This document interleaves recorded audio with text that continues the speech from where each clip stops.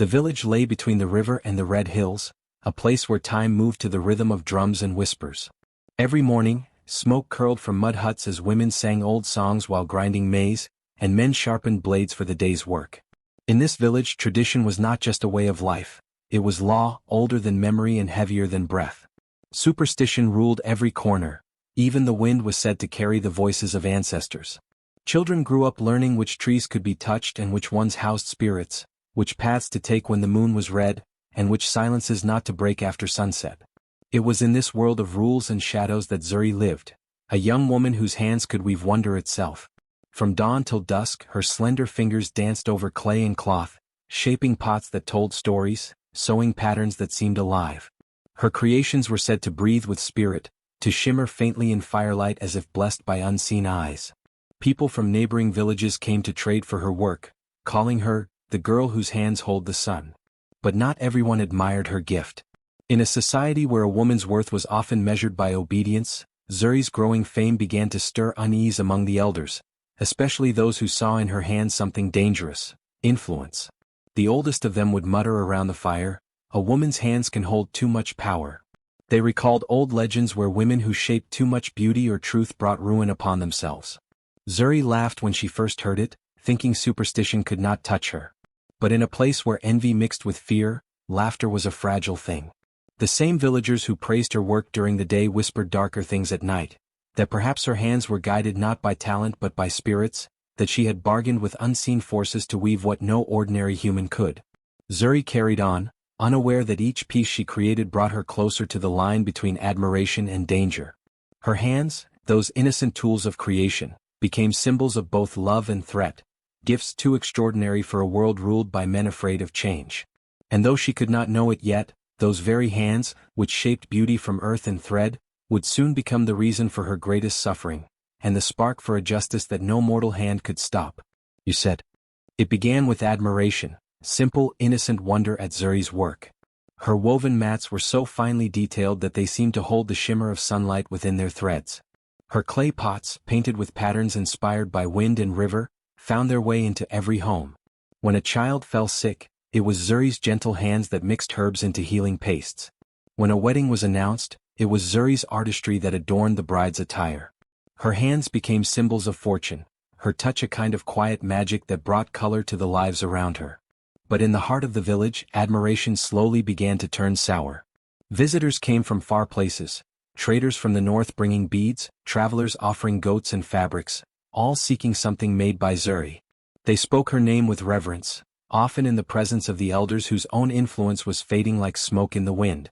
The council of old men, once feared and obeyed, found themselves watching a young woman command the attention of the people without even raising her voice. Her skill was her power, and that, they decided, was dangerous. At first it was only whispers. Around the fire, one elder would murmur, "No woman's hands move that way unless spirits guide her." Another would nod, staring into the flames as if seeing omens there. "The ancestors gave men the tools of creation," one said darkly, "but she wields them as if the ancestors serve her." These murmurs spread like roots beneath the soil, unseen, yet slowly choking the ground of her peace. Strange things began to happen. When Zuri passed by, greetings that once rang warm turned to tight smiles or downcast eyes. Her friends hesitated to linger too long near her workshop. One morning she found her favorite carving knife broken in half. Another night, she awoke to see the shadow of someone slipping away from her door. Still, she told herself it was nothing, a trick of fear, perhaps jealousy, nothing more. Then came the dreams. In them she saw her hands bound in red cloth, heard a voice whisper, "You create too much. You must be stopped." The visions clung to her even after waking, like cobwebs she couldn't brush away. The air in the village felt heavier, the smiles colder. Even the river seemed to murmur differently as she washed her tools. The elders began visiting her workshop under the guise of blessing her work. Their eyes were sharp, their words coated in honey but dripping with suspicion. One asked her if she prayed before she worked. Another warned her that beauty, if not controlled, could invite destruction. "Remember, child," one of them said, "the hands that create can also curse." The people began to listen more to fear than to truth. It didn't matter that Zuri's art healed, that her craft uplifted. What mattered was that it threatened the order of things. Her fame was growing beyond the village's control, and in a world where men feared losing their authority, even beauty became a crime. The air of harmony that once filled the village began to shift. Beneath the calm rhythm of daily life, envy was taking root, quietly, steadily, and fatally. The storm had not yet broken, but its wind had begun to stir. It started subtly, the way the wind sometimes changes direction before a storm. Zuri first noticed it one evening while working in her small clay hut, the scent of drying herbs and paint filling the air. The light from her oil lamp flickered as always, yet that night something felt wrong. When she leaned over her weaving frame, the shadows on the wall seemed alive, shifting not with her movement, but in defiance of it. Her own shadow, once a loyal twin, now stretched long and thin, curving in shapes her body did not make. She froze, her breath caught in her throat, watching as the darkness around her seemed to breathe. Then just as quickly, it stilled, merging back into its rightful form. She shook her head, telling herself it was exhaustion. She had been working for too long. But the next morning, when the first rays of sunlight broke through the cracks in her hut, she saw it again. As she lifted her hand to braid a strand of raffia, her shadow's fingers lingered, fluttering a heartbeat too late. Her pulse quickened. She looked around, no one was there. Outside, she could hear the village coming alive with the morning calls of traders and the distant laughter of children. Everything sounded normal, yet she felt the air thicken around her like invisible smoke. As days passed, the signs multiplied. Birds began to avoid her hut. The doves that once nested near her roof vanished. Even the crows, bold creatures that scavenged near the fields, circled her home only to veer away, cawing sharply as if warning something unseen. The wind played strange games too. It swirled around her like a whisper, carrying the faintest echo of voices she couldn't quite make out. Once, while kneading clay, a sudden gust blew open her door and scattered her unfinished work. When she tried to close it, the wind resisted, tugging at her with invisible fingers. One afternoon, while gathering water from the stream, she noticed her reflection ripple unnaturally. The water around her darkened, forming fleeting shapes that resembled hands reaching toward her. She stepped back in alarm, nearly dropping her pot. Her heart thudded as she whispered a prayer to the ancestors. The forest around her held its breath. Even the insects seemed to quiet, leaving only the sound of the wind and her quickened breathing. That night, as Zuri sat before her fire trying to still her racing thoughts, a figure appeared at her doorway, a bent old woman with a face lined like cracked bark and eyes clouded with knowing. She was one of the oldest in the village, a keeper of stories and warnings. She stood in silence for a long moment before speaking, her voice soft yet heavy with weight. "Child of creation," she murmured, "you have touched beauty too deeply. The elders no longer see your gift, they see their fading shadows in your light." Zuri frowned, unsure how to respond. The old woman stepped closer, lowering her voice. "When envy turns into fear," she said, "the hands that feed beauty become the first to bleed." The words struck like a chill through Zuri's spine. She wanted to ask what the woman meant, but when she looked up, the doorway was empty. Only the night wind remained, carrying the faint scent of smoke and sorrow. Sleep did not come easily. She lay awake, staring at the shifting glow of her fire, feeling the pull of the darkness around her. Every flicker of shadow felt alive, like something waiting for her to look away. Yet, despite the dread curling in her chest, she refused to surrender to fear. She straightened her back and whispered to herself, "They will not take what the ancestors gave me." She continued her work the next morning, forcing her hands to move, though her shadow still danced with a life of its own. In her heart, she knew something unseen had begun, a silent war between light and envy, between her gift and the dark forces that sought to break it. "You said." Under the pale light of a swollen moon, the elders gathered in the sacred grove at the edge of the village, a place where decisions were made in whispers and blood. The trees leaned close that night, their leaves barely stirring as though the forest itself knew to listen. A fire burned low in the center, its smoke curling into symbols the men did not dare name. They sat in a tight circle, faces hard, eyes reflecting both fear and resentment. "She has gone too far," murmured one, the eldest of them all, his voice rasping like dry wood. "The people speak her name before ours. Her craft outshines our traditions." Another nodded, fists clenched around his staff. "It is not natural. Her hands move with spirits. If we do not stop her, she will unseat our place among the living." The words hung heavy in the air, each feeding the next man's dread. But beneath their talk of danger and purity lay something simpler: jealousy. Zuri had created beauty that endured, while their authority crumbled like old clay. And so they dressed their envy in sacred words, convincing themselves it was duty, not spite, that guided them. One of them, his voice trembling, suggested a ritual, a purification. "We will honor her," he said, "as a chosen one before the ancestors. But her hands, they must be taken. They are the source of her curse." The others exchanged uneasy glances, knowing it was murder wrapped in ceremony. Still, one by one they nodded. Plans were set in motion with chilling precision. The next full moon, the village would be called to celebrate Zuri's gift to the ancestors. Music and dancing would hide the truth. At the height of the ritual, her tools would be burned, and her hands severed, ending the threat once and for all. That night, as the elders left the grove, a strange hush fell over the village. No dogs barked. The wind stopped its endless wandering. Even the crickets silenced their song. The moonlight seemed colder, harder. Somewhere in her hut, Zuri stirred from uneasy sleep, her heart pounding for reasons she could not name. The air around her whispered like mourning cloth, and though she did not yet know why, the earth itself seemed to grieve for what was to come. "You said." The night of the ritual came clothed in false celebration. Torches burned in a circle, their light flickering against the drumming and chanting that filled the air. Villagers gathered in their finest garments, though unease trembled beneath the surface of their forced smiles. The elders stood at the center, dressed in ceremonial robes, their faces painted with ash and pride. They called it a night of honor, a tribute to the ancestors, but the sky seemed to know better. The moon hid behind thick clouds, refusing to bear witness. Zuri was led into the circle with flowers woven into her hair and ropes around her wrists. Her heart pounded like a drum in her chest as she looked around. Faces she had known since childhood turned away from her. No one would meet her eyes. The eldest among the council spoke loudly, his voice booming through the still air. "Zuri, child of the ancestors, your gift has grown too powerful. Tonight, we return it to the earth that bore you." The crowd murmured, unsure whether to cheer or weep. Zuri's breath caught as she realized the honor they spoke of was not celebration, but sacrifice.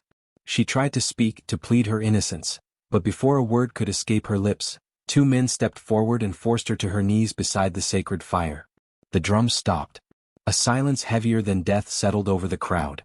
The eldest elder lifted a blade carved from obsidian, its edge glinting cruelly in the torchlight. He raised it high, chanting words that twisted through the air like smoke. By hand she created, by hand she defied. Let those hands return to dust. The blade fell. A sound tore through the night, a scream so raw it seemed to split the earth itself. Zuri's body convulsed as pain surged through her like lightning.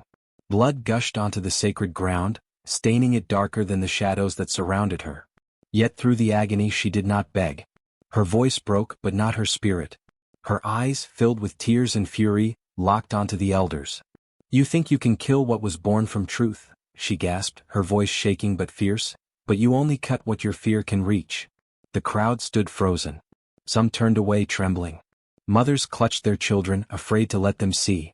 When it was done, Zuri fell forward, her lifeblood pooling beneath her. The elders lifted their arms, declaring her purified. Their words rang hollow against the sobs that rose from the edge of the crowd. The drums began again, but this time their rhythm faltered, uncertain, like the heartbeat of a village that knew it had crossed a line it could never uncross. Then something strange happened. As her body collapsed, her shadow did not. It clung to the ground beside her, dark and trembling as if breathing. The torches flickered violently. A sudden wind tore through the clearing, scattering ash and dust. People screamed as the flames bent backward, drawn toward the fallen woman. Her shadow stretched, longer, darker, rippling like black fire across the ground. For a brief, chilling moment, it rose upright though Zuri's body lay still. The elders stumbled back, shouting prayers.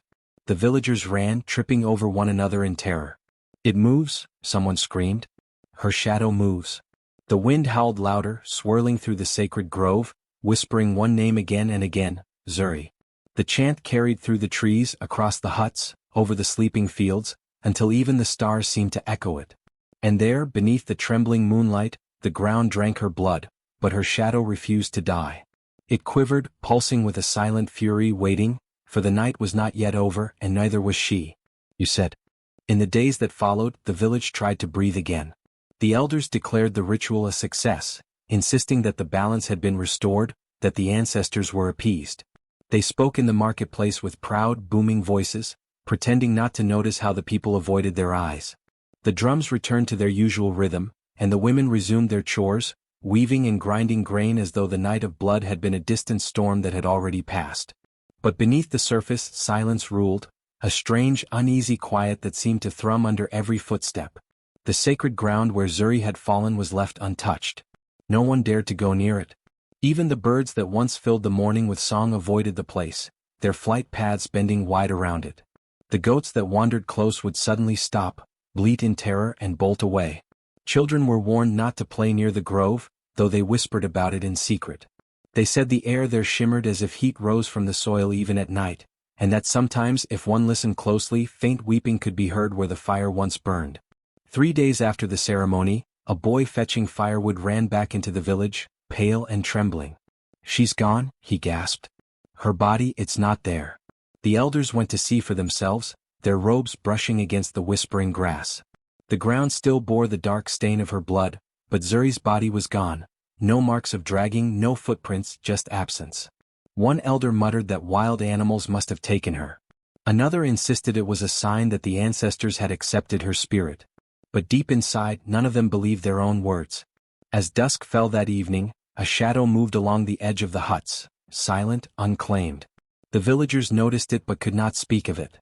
Some said it looked like Zuri's, though her form was nowhere to be seen.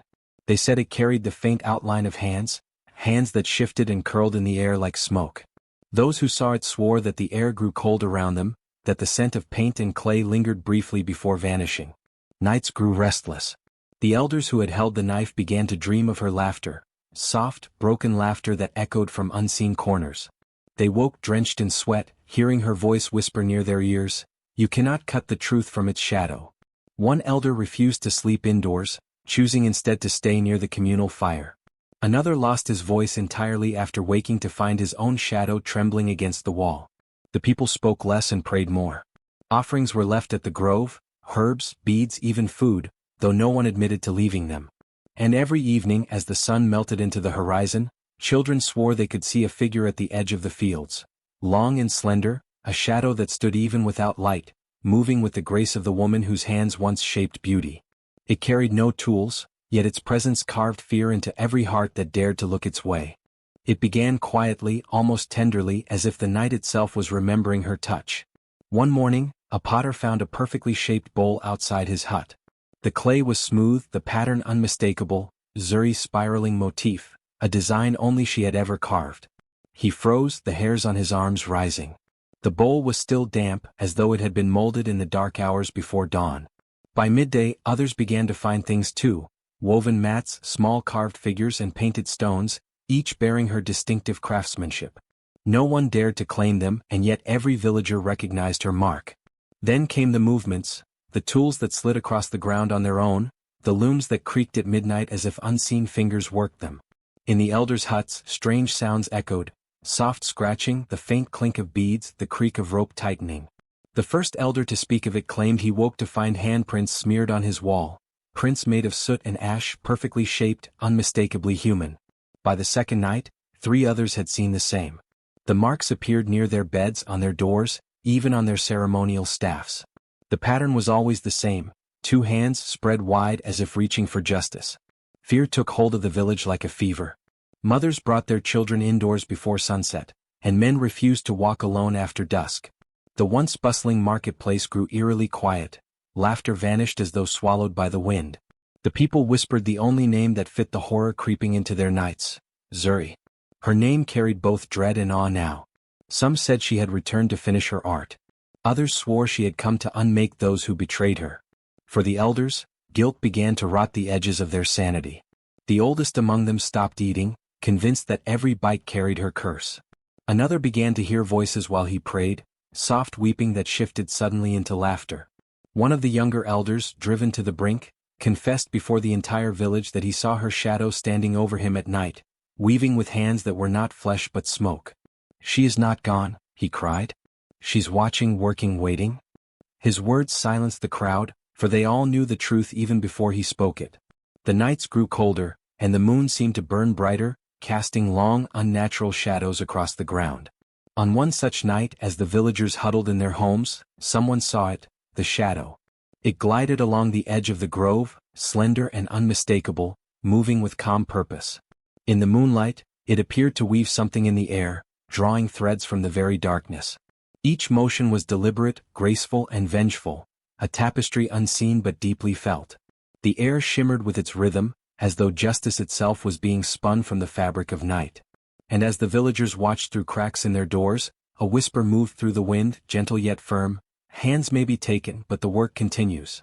The words were not heard by ears but felt by hearts. Every elder who had once condemned her knew what it meant. Zuri's shadow was not merely haunting them. It was creating something new, something that would not rest until her pain was answered with truth. It happened on a night thick with fog, when even the moon seemed afraid to shine. The first death came without warning. At dawn, the villagers found the eldest of the council lifeless in his hut, his eyes wide open as if frozen mid-scream. His ceremonial rope, one he had once used to bind Zuri before the ritual, was coiled tightly around his neck. The knots were neat, deliberate, almost artful, as though tied by hands that should not exist. The floor around him was smeared with dark streaks, not blood but soot, arranged in patterns that looked eerily like fingerprints. When the others entered to carry his body away, they saw the walls. Handprints, dozens of them, pressed into the clay in black ash, each one perfect, human, and unmistakably hers. They formed no random pattern but a spiral, encircling his bed like a curse carved by the night itself. At the center of the spiral was one clear mark, smaller and darker than the rest, the print of two severed hands pressed together. The sight sent a shiver through everyone present. By midday, panic had swallowed the village. People packed what little they owned and fled toward neighboring lands, leaving cooking fires burning and doors swinging open behind them. Those who stayed gathered in small groups, whispering prayers and blaming one another. Mothers clutched their children, warning them not to look at their shadows when night came. The once proud elders stumbled through the streets, their arrogance stripped bare. The second oldest fell to his knees in the marketplace, confessing through tears that they had lied about Zuri, that her only crime had been being loved too much by the people. His words only deepened the fear. But confession did not bring mercy. That night, his screams echoed through the village, and by morning, he too was gone, found near the sacred grove with his throat marked by soot-black fingers. The villagers understood then that it was not madness or curse that hunted them. It was justice, slow, deliberate, and unrelenting. Zuri's shadow had chosen its path, and it spared no one whose hands had once held the knife. The nights that followed turned into a slow unraveling of justice, as if the earth itself had decided to bear witness. The elders who had survived the first deaths clung to life with trembling hands, but no amount of prayers or rituals could save them. One by one they met the fate that mirrored their sins, each death carrying a cruel poetry that only the spirit of Zuri could weave. The third elder, the one who had first accused her of witchcraft, stood before the villagers to clear his name. His voice trembled, but pride forced him to speak. "It was never envy," he said. "We acted for the good of the people." But as he spoke, his words began to falter. He coughed once, twice, then fell silent. Before the stunned crowd, his tongue darkened and shriveled, curling like a leaf touched by fire. He clutched his throat, gasping soundlessly, his eyes wide with horror. He tried to speak again, but no sound came, only the faint hiss of air escaping uselessly. The villagers backed away in terror, and within minutes he collapsed, lifeless, his mouth frozen open in mute repentance. The fourth elder met his end beneath the very altar where Zuri's blood had once soaked the ground. He had ordered the altar built and had raised the blade that took her hands. Now it became his tomb. During a night storm, the winds howled like screams and lightning split the grove in half. The next morning, villagers found the altar crushed, the stones shattered as if struck by an unseen fist. Beneath them lay the elder's body, broken and contorted, his hands twisted above his head as though he had tried to shield himself from a blow that came from nowhere. Around the ruins, the soil was blackened, not by fire but by soot shaped like fingerprints. By then, the villagers no longer doubted what was happening.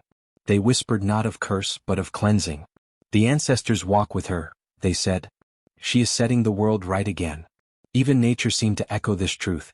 The winds began to carry her name through the fields, soft, sorrowful, unending. Trees leaned together as if bowing when her shadow passed. Storms rolled in from nowhere, fierce but brief, washing away the stains of the past. The river that had turned murky after her death now ran clear, its surface shimmering like the glaze she once used on her pottery. The village was changing. The fear that had once ruled began to shift into reverence. The people no longer spoke her name in whispers, they sang it in the evenings, weaving her memory into songs of mourning and pride. They began to understand that what they were witnessing was not simple vengeance, it was restoration. The balance that cruelty had broken was being rewritten by unseen hands, by a spirit too strong to be silenced. And at night, when the moon hung heavy and the air grew still, villagers claimed to see her shadow standing at the edge of the grove, tall, calm, unbowed. Around her, the wind moved like thread between invisible fingers, sewing justice into the fabric of the land, one breath at a time. The last elder lived in constant dread. Sleep deserted him. His dreams were filled with echoes of screams and the sound of clay breaking. Every creak of the wind against his hut made him flinch. The others were gone, each claimed by the justice he had helped summon upon Zuri. He had been the one who had given the final order, the one who said, "Let her hands be taken so her craft dies with her." That memory now burned behind his eyes, as vivid as the day it happened.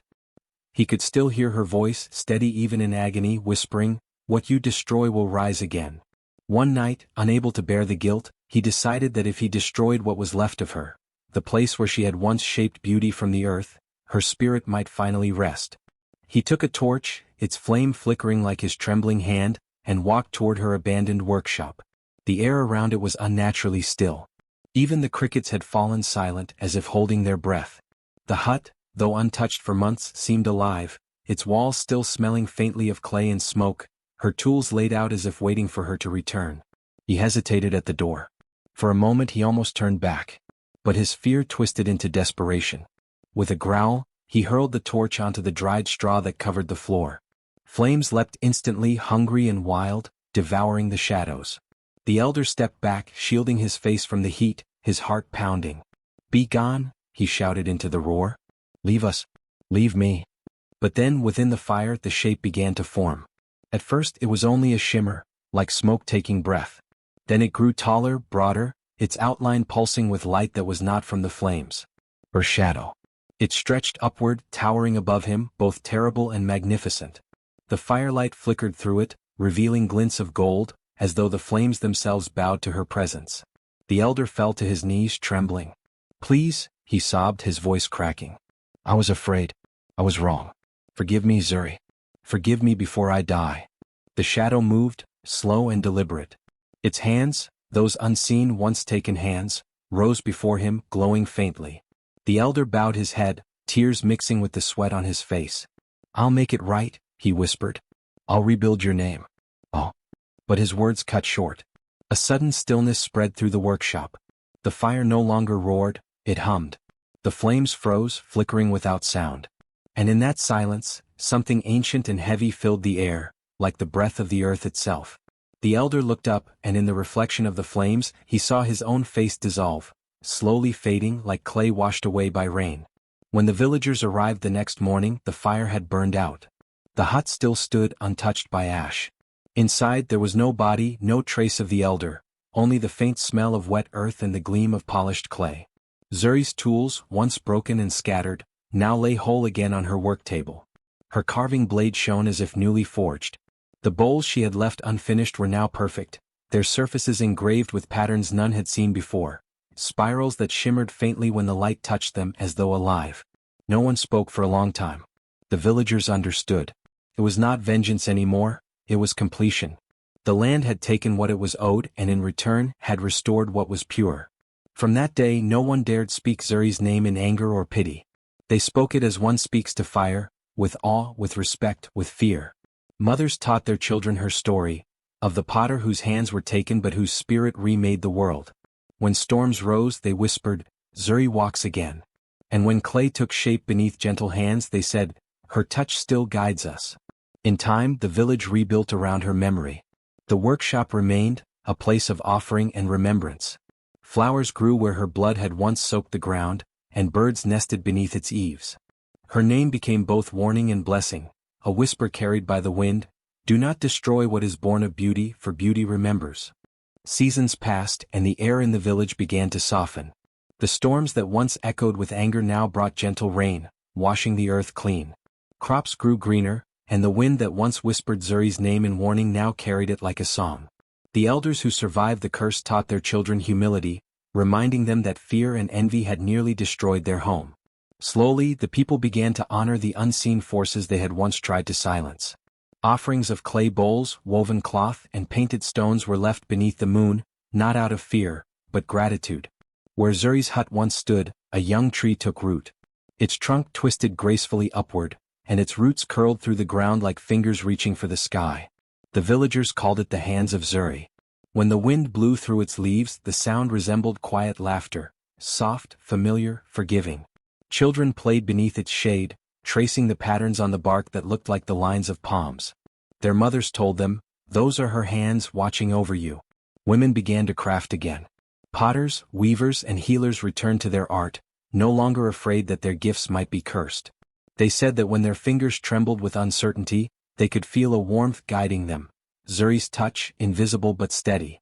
Every market day, the women placed a small clay bowl filled with water beneath the tree, a symbol of creation and memory. The water never dried, even in the harshest sun. In time, the village became known for its artistry, its harmony, and its deep respect for the spirits that dwell between light and shadow. Travelers came from far lands to see the tree, to hear the story of the woman whose hands had shaped more than clay, they had shaped destiny. And every night, when the moon rose high, her shadow could still be seen stretching gently across the village square, not as a ghost but as a guardian. Peace had returned, not the silence of fear but the calm of understanding. Zuri's spirit lived on in every creation, in every act of courage, in every hand that dared to build beauty again.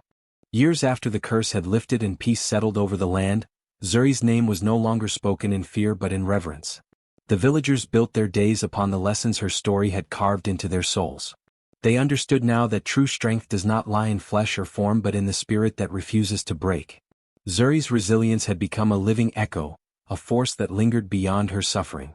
Every time the potter shaped clay or the weaver threaded colors together, they felt her presence guiding them, a reminder that beauty born from pain holds the deepest power. The elders who once mocked her were long gone, but their downfall had become part of every tale told by the fireside. Parents warned their children that envy is a poison that first devours the heart before it destroys others. "Do not fear the gifted," they said. "Fear the cruelty that tries to cut down what it cannot understand." Zuri's story became the moral spine of the village, passed down through generations like an heirloom. Children grew up knowing that hands, no matter how scarred or lost, could still shape destiny if guided by courage and truth. The village itself changed. Where once superstition ruled, now understanding blossomed. Where fear of difference had caused blood to spill, now diversity was cherished as sacred. Zuri's spirit had rewritten the laws of her people, not through vengeance alone, but through transformation. Her shadow had not simply punished, it had taught. It had shown that justice, in its truest form, does not seek to destroy, it seeks to balance. It reminds the living that cruelty leaves an emptiness that must be filled with compassion, or else it will return again.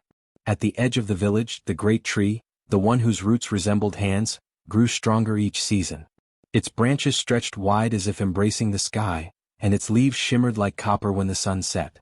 The people called it the Tree of Shadows. They believed that Zuri's spirit rested within it, watching, listening, protecting. Travelers came from distant lands to lay offerings at its base, whispering their own sorrows and hopes. Some claimed that when the wind rustled through its branches, they could hear her soft voice say, "Use what is given to you with love, and no one can take it away."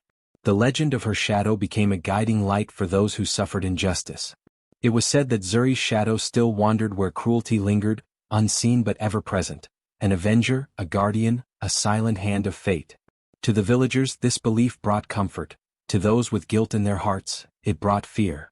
And so, no one dared raise a hand in malice again, for they knew that the unseen might answer. As dusk fell each day, the last rays of sunlight would touch the village square, and people would pause their work. In that golden light, they swore they could see her shadow move across the ground, graceful, calm, her invisible hands shaping something only the spirits could see. The children would stare wide-eyed and whisper, "Zuri is still creating." The elders would nod, smiling because they too believed it. Her shadow had outlived her flesh, her name had outlived her pain, and her courage had outlived time itself. What was once a story of loss had become a tale of immortality, the kind only truth and justice can give. Zuri's spirit had proven that cruelty may cut the body, but it can never silence the voice of courage. It may try to bury truth, but truth will always find its way through the soil, reaching upward toward the light. And when the sun finally disappears and night claims the sky, the people say her shadow still dances between the huts, brushing walls, touching hands, whispering justice into the hearts of the living. Her invisible fingers weave peace into the darkness, shaping a world where no act of kindness is forgotten and no act of cruelty escapes unseen. In the stillness of twilight, when the air hums with memory, her shadow moves, silent but strong, forever shaping justice from the darkness that once tried to destroy her.